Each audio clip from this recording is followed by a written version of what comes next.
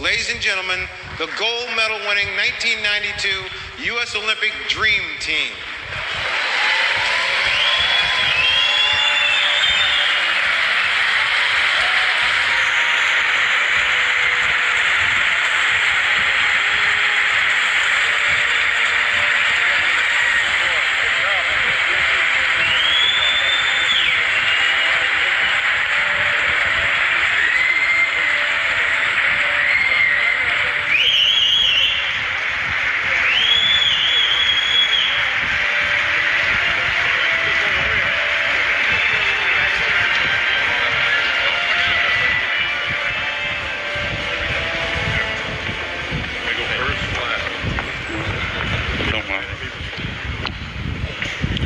Wow. God is so good. And Cynthia, I know you talked about your mom being in front of that flat screen, but joining her at that flat screen is a man who had a three-piece suit on, his hair all the way together.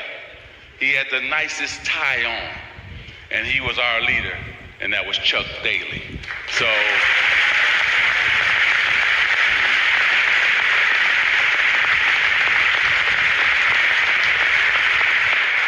God called him home to join him, and we want to say thank you to Coach, because he was the architect that put it all together, made sure that we checked our ego at the door, made sure that we were just about playing with one another and playing for one common goal, and that was to bring home the gold medal. I want to thank all these guys, because it was my greatest basketball thrill, was to play with all of them and to go into the Olympics and win the gold medal.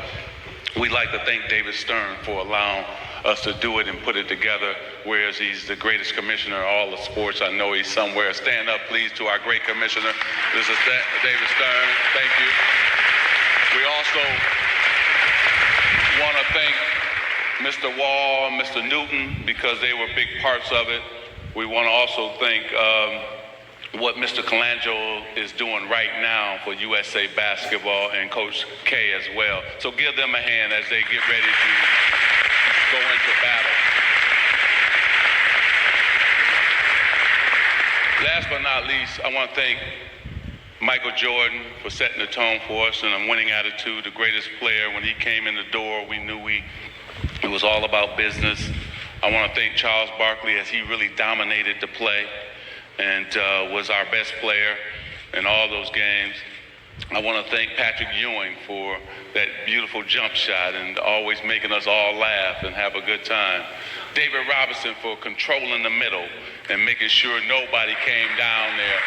And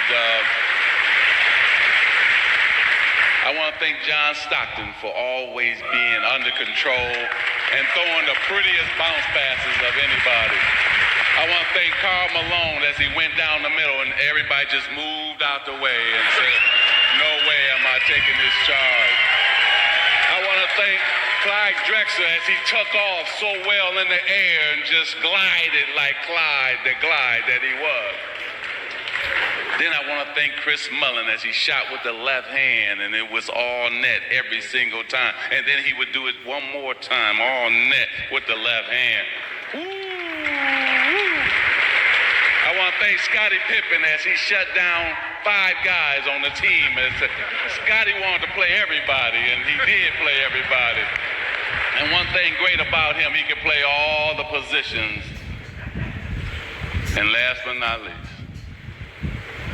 LB, you and I, brother, we came in together from college. It was a joy, man, to be alongside of you. I know your back was hurting, you didn't want to play. I called your butt up and I said, you gonna play. We needed this thrill one more time. And I remember Michael Jordan sitting there telling us, remember this? We were sitting there and he took a puff of his cigar and he said, Larry and Magic, you had your run, but there's a new sheriff in town.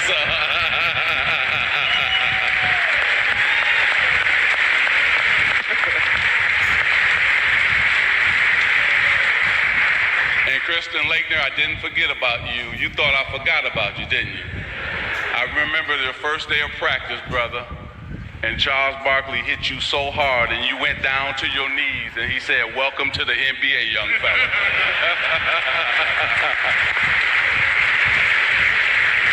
Coach Wilkins, Coach PJ, we say thank you. It was an amazing run. And we want to thank all of you. So, LB, I'm going to let you close, brother.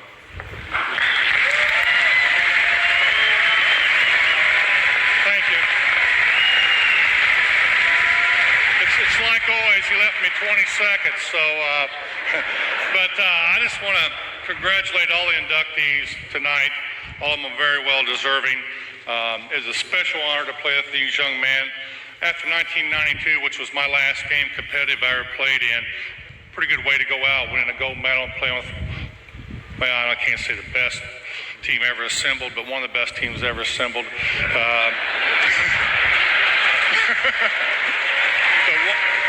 cast, the characters, the different personalities than Charles Barkley. But we had a lot of fun.